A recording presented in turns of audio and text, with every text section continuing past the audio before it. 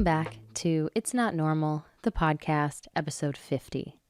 This week's episode was initially supposed to come out last week, but I think we can all agree that last Thursday was pretty heavy, and talking about things like van life and woodworking and my dogs all felt a little inconsequential compared to what we were all facing, the reality that I think we were coming to terms with.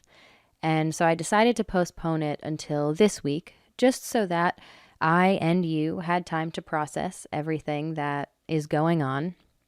And now that I've had some time, while it still feels a bit looming, as I'm sure it does for a lot of you as well, I think it's important that we kind of get back to our lives and get back to our routine and to doing the things that make us happy. I think connecting with one another and continuing to be vulnerable and building community is arguably now more important than ever. And so I wanted to celebrate episode 50. 50 episodes of the podcast is a huge milestone for me. And I wanted to take this as an opportunity to do something that I've been wanting to do for a while, but I've always shied away from it in one way or another. I think I've dipped my toes in, but I've never just fully given into it. And that is talking about something completely unrelated to my trauma. I think since I started posting on social media, I have been talking mainly about my experience with emotionally immature parents and behaviors associated with narcissism and the long-term effects of being raised by a narcissistic parent. And while these are all incredibly important topics to discuss, there's so much more to me than my trauma, and there's so much more to all of us than our trauma. But I think because the community that has been shown to me through social media since starting to share my experience on there have all sort of related to that one experience in my life, I think I have always found a way to convince myself that that is the only thing that this community will relate to. And that if I ever deviate from that, then no one will care. No one will want to hear what I have to say because they expect this one thing from me. And if I don't deliver that one thing, then I will in some way be a disappointment. And even just saying that out loud, I think it's so clear how reflective that is of so much of not only my life, but I'm sure so many of your lives. Growing up with an emotionally immature parent, you sort of feel like everything that you do is for someone else. It's rare, I think, to kind of take a moment and step back and ask yourself, what do I want to do? What am I interested in? What's important to me? Because I think so often the way that other people, mainly in our early lives, our parents, feel about us can be so much more important than the way that we feel about ourselves. And clearly, that's something that I'm still working on.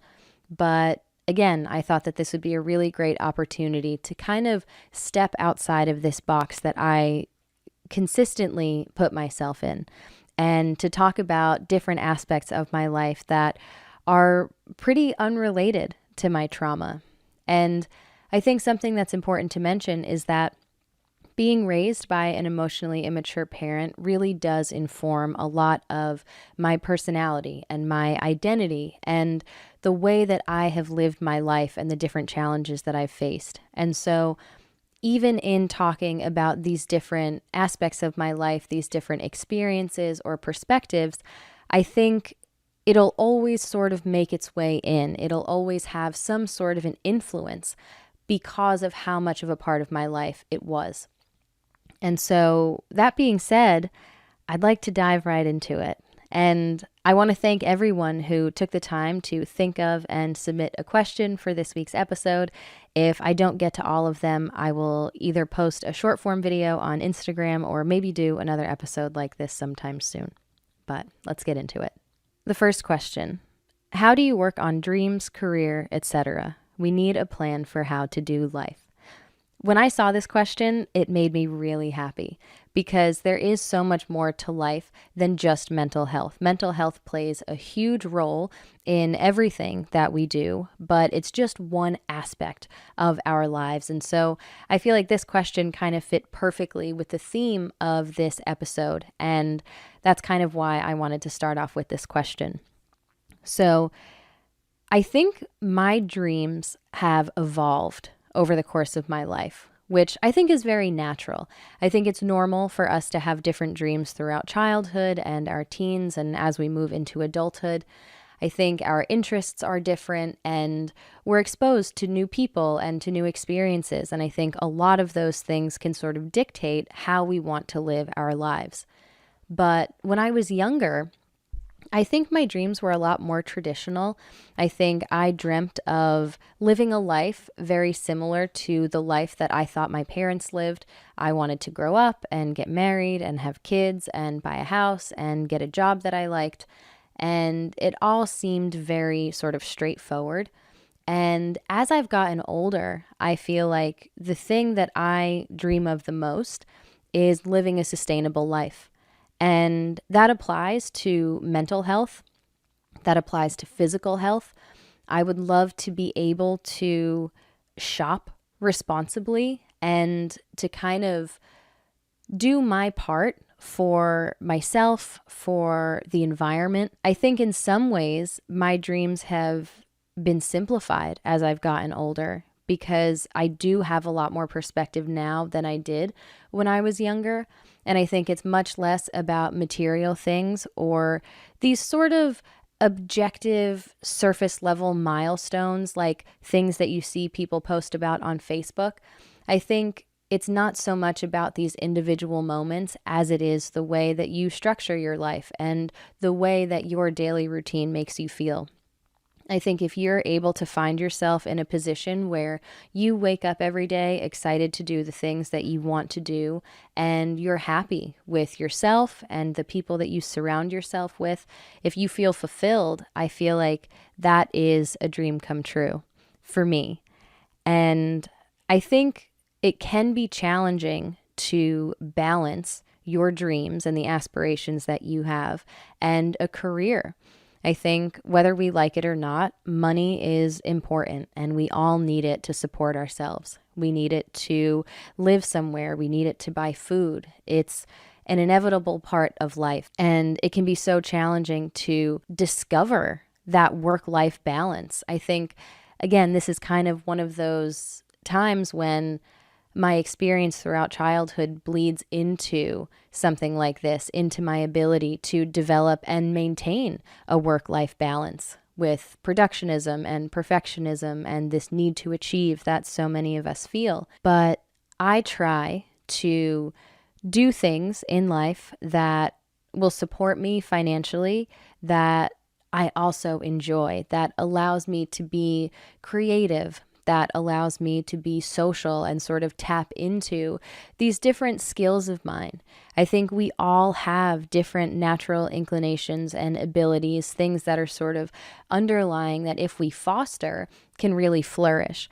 And so that is all part of self-discovery, sort of allowing yourself time and space to discover what it is that you enjoy, what it is that you're good at. And if you can find a way to integrate that into your career, I think your career will be that much more fulfilling. A big change of mine that has sort of gone hand in hand with focusing more on mental health and understanding that rest is inherently productive is allowing myself downtime and really taking the steps to not feel guilty when I do allow myself to have downtime. For so much of my life, I think so much of my self-worth subconsciously was tied to productivity and to achievement, how much I got done and how well I did. That, I think, informed a lot of my personality and the way that I felt about myself. If I was making a really long checklist and checking off every box, it didn't matter if I skipped a meal. It didn't matter if I was only going to get 3 hours of sleep that night. I felt accomplished. And if the end result, whether it was studying for a test that I did well on or a project that I got a good grade on, if the end result of that was rewarding in any way, if it was a high score, if I got a compliment from a teacher, then for me, it felt like I was doing the right thing. And so I was encouraged to do more of that. And I failed to realize for a really long time the lack of balance in my life because I was pouring all of my time and energy into productivity, and that left very little space for my own personal interests and for personal development, which I've come to realize is just as, if not more important than the more productive side of things. And so as I've gotten older and I really started to focus more on my mental health, and I guess I've started to tie my self-worth much less to the things in my life that can objectively be considered to be productive. I think I've started to realize that I, as a person, inherently have value regardless of the things that I do or don't do. And that really sort of prompted a shift in my mindset when it comes to work and to dreams and aspirations and sort of this work-life balance that I think can be so difficult to achieve. I think it also allows me to view my life collectively as sort of this one big experience that's made up of lots and lots and lots of tiny experiences. And I think in the past, I had a much more zoomed in version of my life where I would look at things more on the day to day. And at the end of the day, did I get everything that I wanted to get done this morning done? Are all of the boxes checked off of my checklist? And I think it sort of felt like there was a finish line at the end of the day that I was racing towards. And personally, I think everyone will find a way to develop a work-life balance and to support themselves financially in their career while also finding time to pursue their dreams and their aspirations. But for me personally, I think it's really helpful to know that if I don't get everything done in a day that I had initially planned, all that's going to happen is that it's going to roll over into the next day. The world will not end. The sun will rise again tomorrow. And I think a big part of that for me has been opening myself up to change, which we've talked so much about change and how scary it can be for those of us who were raised in unhealthy environments. But the truth of the matter is that life is very unpredictable and it's fluid. And I think the better that we can be at navigating change and welcoming it into our lives, the more sustainable a life we can live. And that has been really important for me, being able to change my schedule, to rearrange plans, or to rework my to-do list. It's been really crucial. And I can say from experience, from someone who, when I was 16 years old, would spend 8 hours a day after coming home from school, sitting down at my dining room table, studying and doing homework, diversifying the ways that you spend your time, or at least for me, diversifying the ways that I have spent my time, has led to me living a much more fulfilling and a much more balanced life. I have not been burnt out in probably about 3 years. It's been 3 years since the last time I really, truly experienced burnout. And I think on a daily basis, I have a much greater capacity for handling stress and tension and change. And I think those used to be things that were very overwhelming for me. I think when you have a hard time embracing change, you can tend to be a bit more rigid in your approach to things and your schedule. And that, I think, overall can be really detrimental, not only to our mental health, but to our overall approach to life.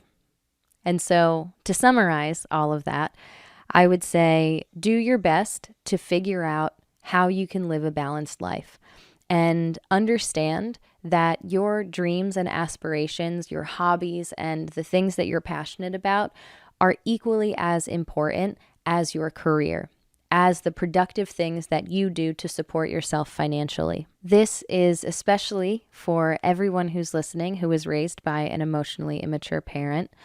I encourage you, do not tie your self-worth to your productivity. don't feel like you are less than for allowing yourself downtime. Because if you don't allow yourself time to rest and recuperate, you will burn out.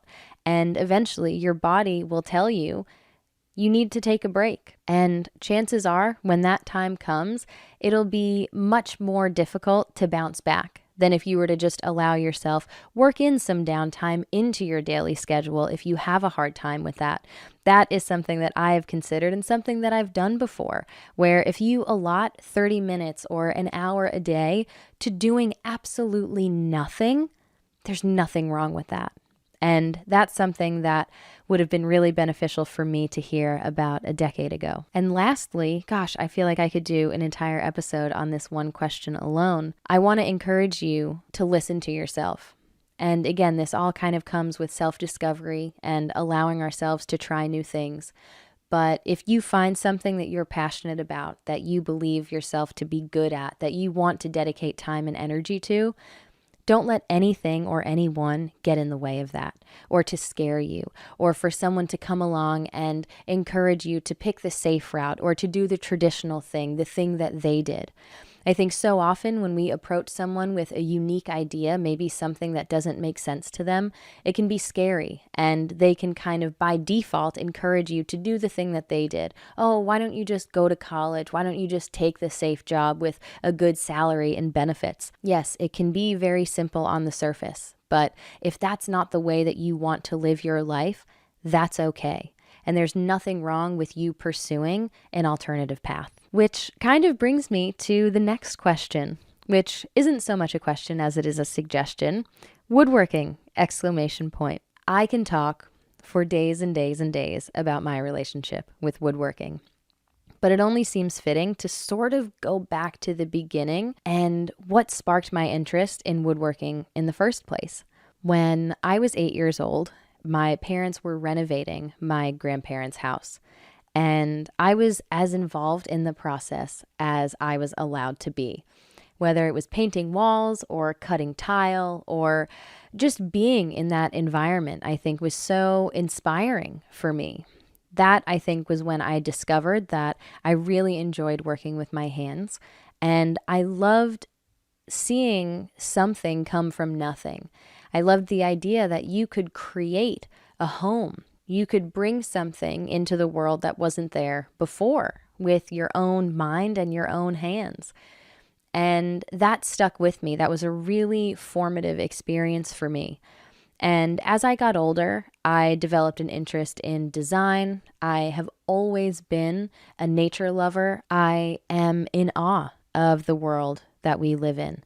And when I was around 19 years old, I was in college. I was studying interior design because that was the closest major that I could find to something home, construction, design related, where I thought I might be able to apply these different skills and interests of mine. But I ended up not staying in college for too long. I dropped out after a semester to start actually building.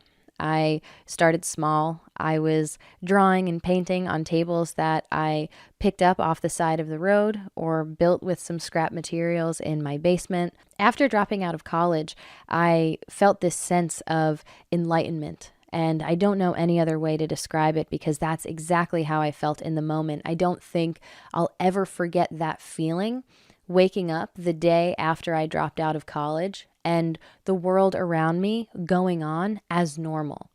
Because for someone who grew up and for so long placed so much emphasis on school and academics and my performance in school, my relationships with teachers, to have made the decision to drop out of college and to go to my professors and say, I'm not going to be coming back tomorrow, I'm dropping out, and for the sun to come up and for people to still go to school and still go to work and for things to function the same, I felt so powerful, I think. It was a decision that I made for myself that was very much against the status quo and that was very out of character for me, at least to the people around me.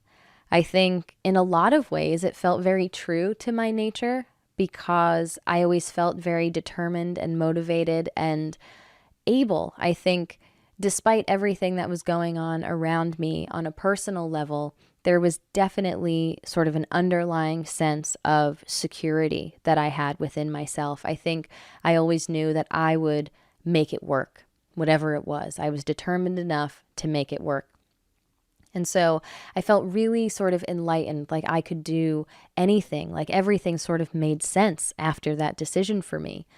And as I started to dabble in woodworking and to learn, I became aware of just how beautiful these different things that we can create out of wood can be. And I fell in love with the process. I fell in love with the materials, the different kinds of wood that you can work with, and the different grain lines, the way that they look, the colors, all of that. It was like I was immersed in a new world. And I think as someone who has always loved nature and animals and has cared about the environment, I thought that there was no better way for me to sort of pay homage to nature than to make a living by showcasing its beauty and by creating furniture that will last for a lifetime, that will sort of not end up in a dump. I think we live in a time where things are made to be broken, to be replaced in 2, 3, 4, 5 years because of money, because of profits. And it felt amazing after sort of going against the grain and dropping out of college to do something like this also, and to fight against this consumer culture and to create something that is intentionally not disposable. I think in some ways it felt a little rebellious for me. I fell in love with the process and with the result. And that was always really important for me. I think going back to the first question, talking about dreams and career and aspirations and all of these things, I always wanted to combine my work and life. I never wanted to feel like I had to turn my personal life off to go to work, or to turn my work life off so that I could live my personal life. I always felt like it would make so much more sense to be able to integrate my life and my work. And that may not be the case for everyone. I know that it's not, but that just so happens to be how I feel and the way that I have chosen to live my life. And so to discover something that I was so passionate about, all the while it had sort of these secondary elements to it that were so much fun to explore. I remember one of the very first projects that I did, going to someone's house, and I should have still been in college. I was 19, maybe 20 years old. I was very young. And an adult, a homeowner, was speaking to me and asking for my opinion and taking the things that I had to say very seriously and genuinely considering my ideas and my suggestions. And that was so refreshing. And it was something that I hadn't experienced in real life before. And by in real life, I just mean outside of a classroom setting. I think I had always had a great relationship with teachers and I was a very mature student, but it didn't feel like real world experience. And so that was one of the things that fueled my desire to start not just a woodworking business, but a business of my own. And everything became very real when it comes to Path. Path Design is the name of my woodworking business. In 2019, when I met Brandon. Brandon was the first person who I talked to about Path, who immediately sort of saw it as a very real, tangible thing. Like, as a business, it was just as established as any other business. And I think it was so motivating and encouraging to be around someone who had so much belief in this idea and who was so willing to work on it with me. And so everything in terms of Path became much more real in 2019. And it has been the main focus of mine and Brandon's life since then. It's the way that we support ourselves, and we're lucky enough to do something that we both enjoy. I think it allows for a certain level of creativity It provides us with opportunity to learn how to do new things. And we find ourselves in these new and exciting environments, talking to all different kinds of people and creating things that make their homes, the spaces that they live in, not only more beautiful, hopefully, but more functional and more efficient. I love the idea of sort of fighting against this temporary sort of consumer culture that we live in. It's a lot of fun, and I feel like that has always been and always will be a driving force of Path, is creating things that will last, that you can pass down to generations within your family. Next up, we've got Vanlife. And I must say that the woodworking skills that Brandon and I have acquired over the last 5 years were instrumental in our van life experiences. We've done 3 cross-country road trips. And the first was back in 2019, about 6 months after we met in Brandon's Nissan Sentra, which I don't necessarily know if you can consider that van life. Outside of the actual van, we were doing all of the things that van lifers do. We just didn't have the vehicle. Next time around, we built a wooden truck camper for the back of our pickup truck. And the last time, we towed a travel trailer that we completely renovated. And actually, the renovation was featured in Dwell magazine.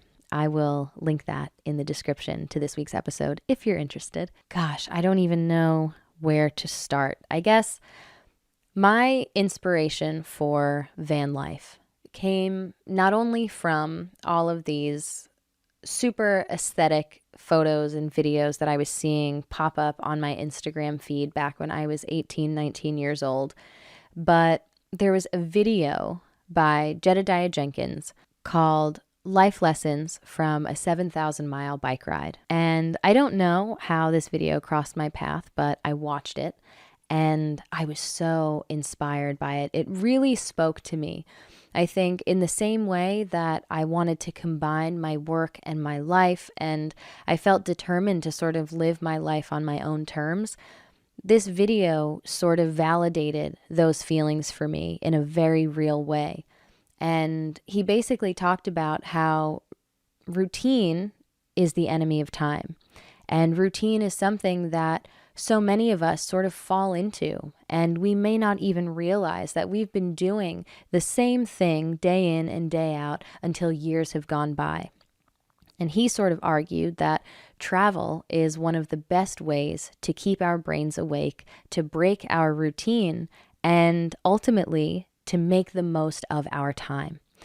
And so after I saw that video, it was towards the end of 2018. The first thing that I said to everyone who I sort of rang in the new year with was, I'm taking a cross-country road trip this year. You can come, you don't have to come, but either way, I'm doing it. And sure enough, in 2019, in June of 2019, Brandon and I took our first ever cross-country road trip. And it was incredible. We covered 10,000 miles in just under a month. It was about 3 weeks, give or take a few days. We traveled the West Coast up Highway 1. We went up into Canada to Banff. And for 2 kids who had never gone away to school, who had never spent more than a few days away from family, and who had never really traveled beyond the East Coast, to see all of these different landscapes and to live in such a non-traditional way was so much fun. I remember so much of that trip, so many small little details, which confirmed the idea of that video. Everything sort of stood out, and I can still think back to memories that are so vibrant and so clear.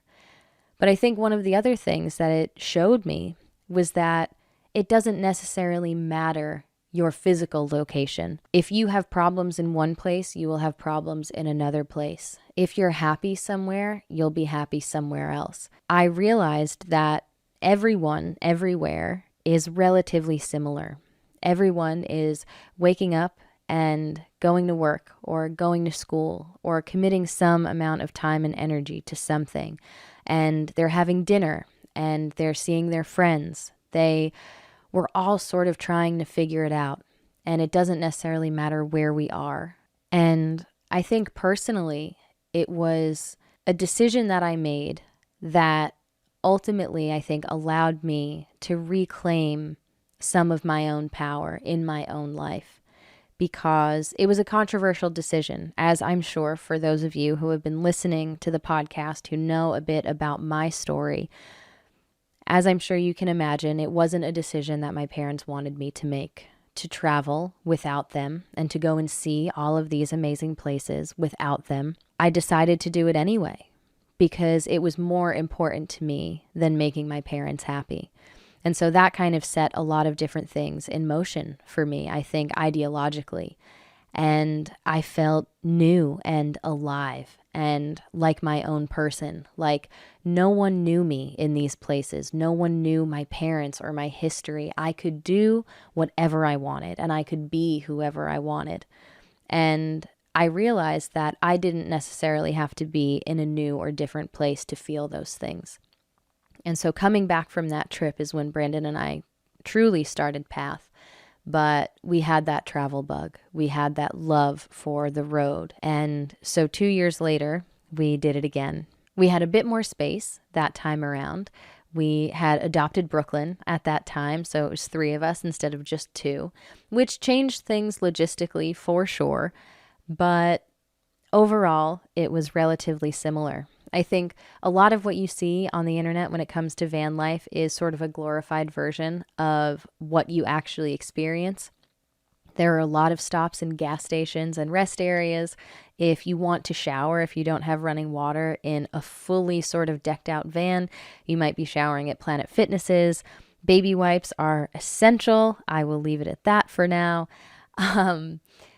You're cooking. We cooked on the side of the road most of the time, outside on public land in campsites. We slept in a lot of Walmart parking lots. And there are times when you find yourself between spots and you need to sleep and you have to find a small little residential road and hope that you don't get the knock or hope that you don't get caught in the middle of the night. And so there are a lot of things to figure out logistically, but we both feel that it's entirely worth it to have that kind of experience and to immerse yourself in nature and to allow yourself to be uncomfortable and to go without the conveniences of normal day-to-day life. There is so much to get into when it comes to van life, not only ideologically, but logistically, the things that we pack, the way that we plan out our routes and where we stay. And so if this is something that you would like for me to talk more about, I can do an entire episode on van life and more of the specifics. Next question. What drives you in life? I think I've always, at least as an adult, okay, this is something that I have taken that I think has developed as a result of something that my parent used to do a lot throughout my childhood. And I'm sure a lot of you can relate to this also. If I was ever upset about something or didn't want to do something or was in a bad mood or got hurt, I think the comparisons were always very extreme. My parent would always sort of point out how so many people had it so much worse than I did. And I think sometimes the intensity of these comparisons, comparing me to someone who maybe has a terminal illness or someone who doesn't have food or a house to live in, I think in the moment it minimized my problems, obviously, and didn't really allow me the time or the space to process my emotions. But as an adult, I think the silver lining that I have taken from those experiences throughout my childhood is this intense gratitude for being alive and for being healthy and for being happy. I think what drives me in life is being alive and understanding how much of a gift that is, to be able to get up and to have ideas and to pursue your passions and to bring these ideas to life and to call a friend or to play with your dog or to paint anything. I think when you look at all of the things that we are able to do simply by being alive, there's so much to be grateful for. And I know that that can sound a little bit extreme, and that is not at all to discount any of the very real emotions or traumatic experiences that so many of us go through. I think something that I have learned as I've started to heal and I've learned more about mental health is just how important and necessary it is to recognize and to validate all of our different emotions. And there are times when I feel completely overwhelmed and depressed or anxious, like nothing can make anything better right now because I'm angry or I'm frustrated or whatever it might be. Everyone has those moments, and that's okay.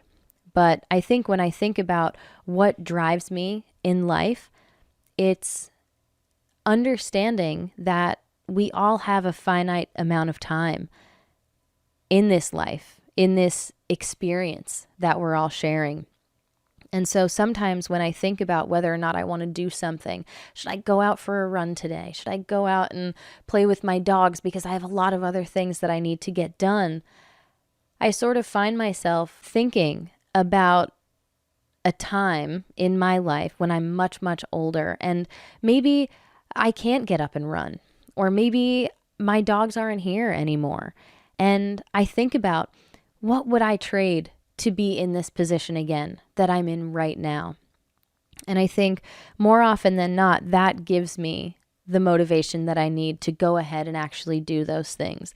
That can sometimes be so easy to just let slide by and next time, I'm not going to do that now, I'll do that tomorrow, to just put off.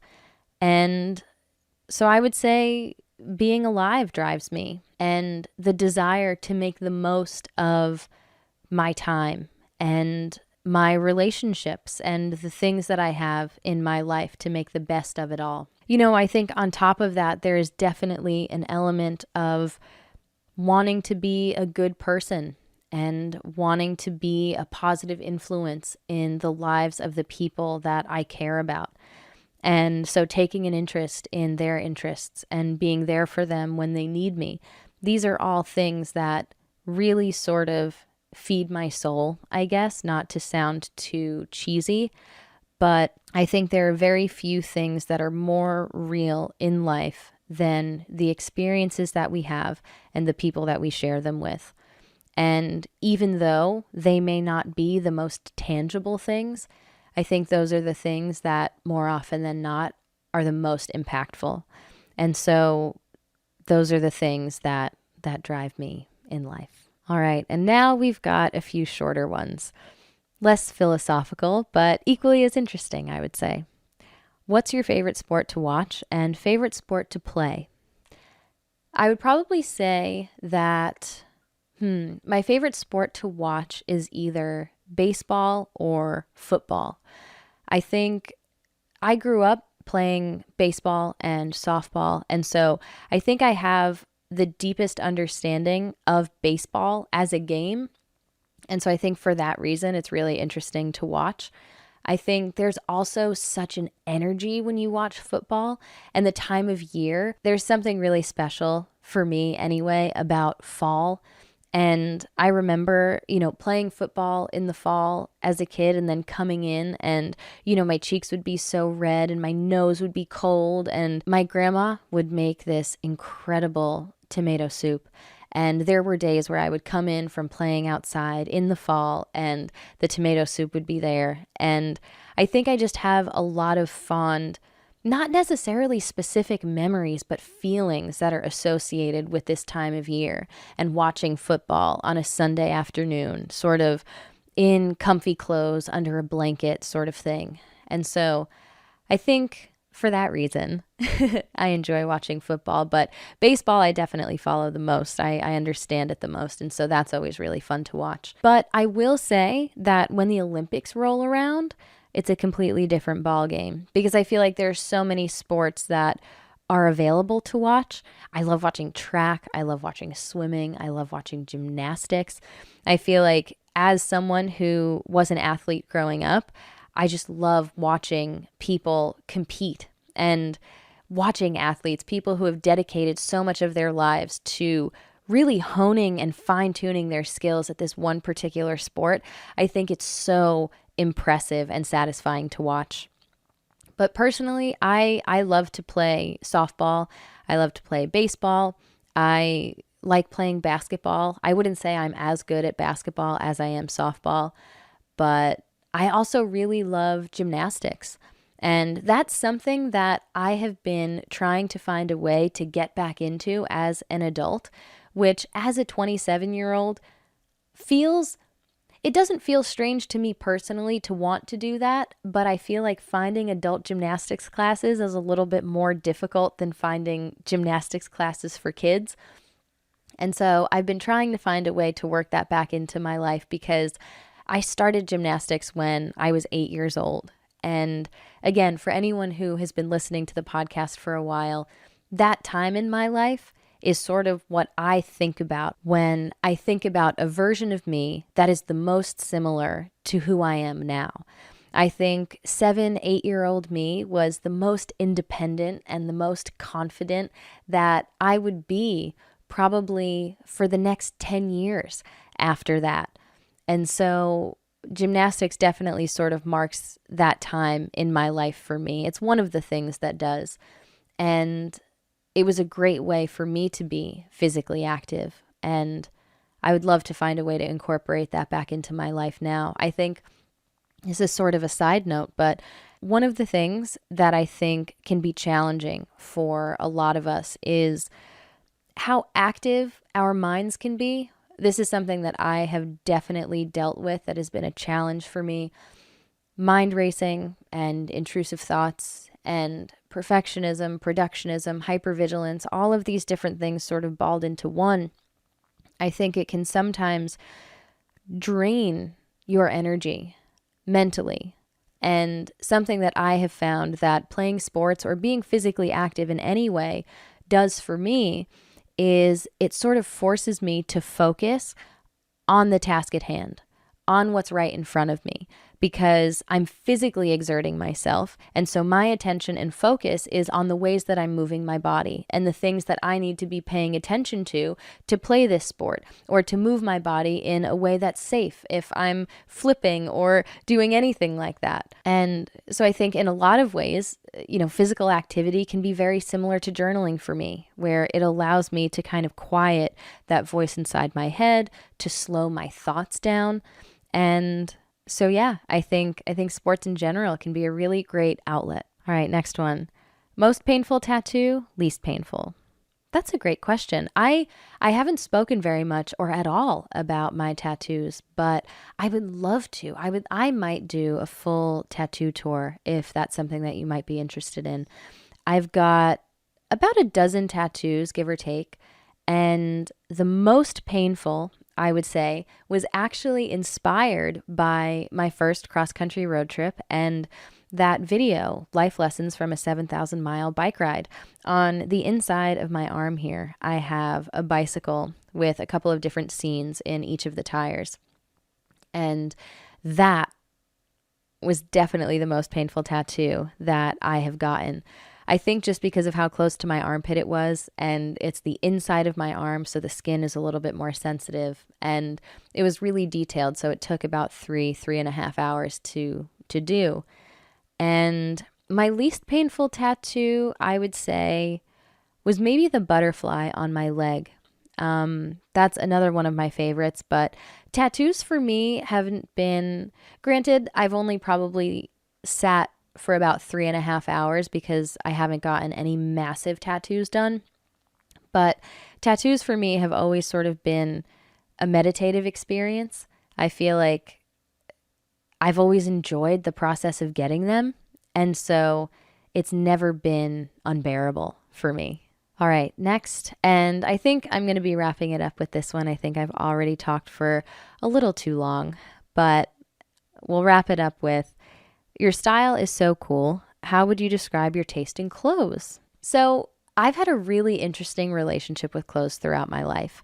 When I was really young, again, going back to like this 7, 8-year-old time in my life, I was extremely girly in the way that I dressed. Pink was my favorite color. My room was painted pink. My bedding was pink. I wrote a poem in kindergarten about how pink was my best friend. And I loved wearing skirts. I loved wearing girly clothes and dressing up. And I always thought that it was so much fun. And then in third grade, my school district announced that they were going to be introducing uniforms, a uniform policy, which consisted, at least in the early years, of a navy blue golf shirt and khakis. And this is actually something that I would really like to talk more in depth about, the effect of uniforms on children and their own personal development. Because I remember in second grade, I had a handful of friends who we would sometimes coordinate the things that we would wear, and we would wear different colored tights, and it was so much fun. And I feel like the way that you dress really does inform a bit the way that you feel about yourself, and it allows you to express bits of your personality that you wouldn't necessarily be able to do otherwise. And so when the uniform policy kicked in, 3 days a week, I was wearing khaki pants and a navy blue golf shirt. And the other 2 days, on gym days, I was wearing navy blue basketball shorts and a tan t-shirt, just a tan unisex t-shirt. And it was incredibly bland and boring, and everyone looked the same. And that was around the time that I started playing sports a little bit more competitively. I was playing basketball and I was playing softball not long after that. And it became very convenient for me with practices and whatnot to just dress more like a boy. As I was getting older, I didn't know how to express myself through clothes as much anymore because I was being told what to wear 5 days out of the week. And so I feel like I didn't really have much of a style, probably from fourth grade until after I graduated high school. And going to college, when I was able to dress in whatever clothes that I wanted, it very much felt like an experimental time for me because I was trying things for the first time, or I was trying things that I hadn't tried in a really long time. And I think I was always sort of erring on the side of caution and maybe just wearing what everyone else was wearing or wearing things that were sort of simple. I hadn't developed my sense of self yet, and so I certainly hadn't developed my sense of style, but it's something that has been evolving, I would say, over the course of the last 3 or 4 years, and in large part due to not only self-discovery and healing and getting to know myself, but because of Brandon. Brandon is extremely creative, and he thinks outside the box. And he encourages me to try new things and to be myself. And I think being around someone like that and existing in this kind of environment, I feel very free to sort of try things and to experiment and to wear something that in the past I know my parent would have made a comment about, knowing that I'm in a safe enough space to try these things and to see if I like them or not has been really beneficial in me getting to know what my sense of style is. And so I would say right now, I don't know if I can define my style in any one particular way. I think I like for clothes to be comfortable and functional and cool. I think I like for my clothes to make me feel good. I think there are times when I put an outfit together and I'm just like, yeah, this is me. And I don't necessarily know what defines that just yet. I don't know if I ever will.